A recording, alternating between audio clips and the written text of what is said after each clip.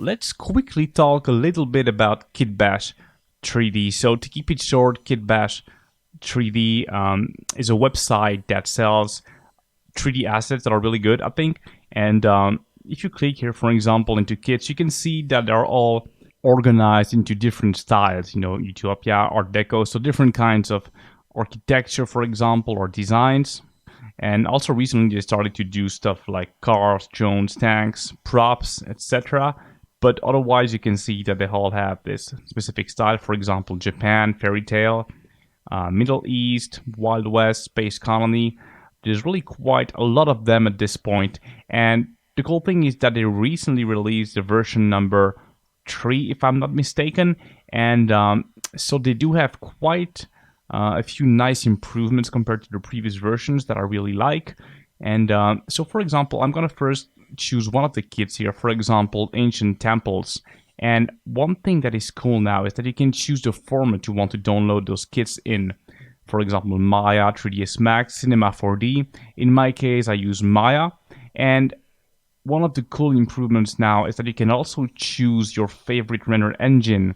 Because I'm using Redshift, so now I do have the option to download those kits with actual Redshift materials, meaning that I don't have to manually rebuild all the shaders from Funk to Redshift materials. So I'm going to go ahead and just choose, Maya and Redshift, but choose whatever you would like to use, obviously.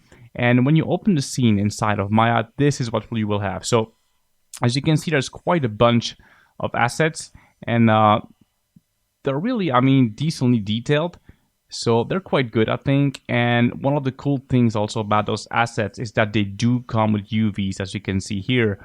So you can either use the default textures that come with them, because they do come with textures.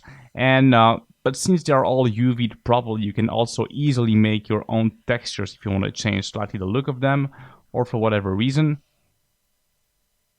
So I'm gonna quickly render this just to show you guys how it looks like. So as you can see, they already have default Redshift material, so they're really ready to render, so it's really easy to use. So I'm just going to do quickly a ground plane, making sure that I'm using Redshift into my render settings.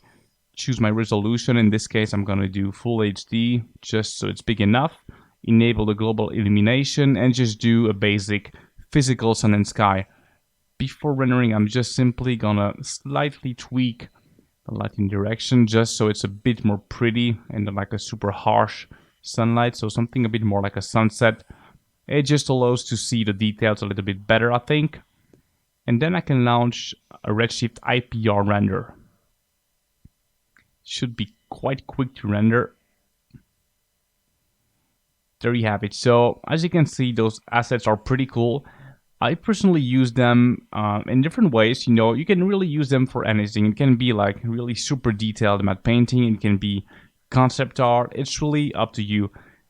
In my case, I use them mostly for matte painting, obviously. I think they are high-res enough for stuff that is mid-ground and background, but even for stuff that is really close to the foreground. It's just that sometimes, whenever I would need a bit of extra details when it's really close to the camera, I would simply, for example, export that to ZBrush and keep sculpting a little bit on top of that.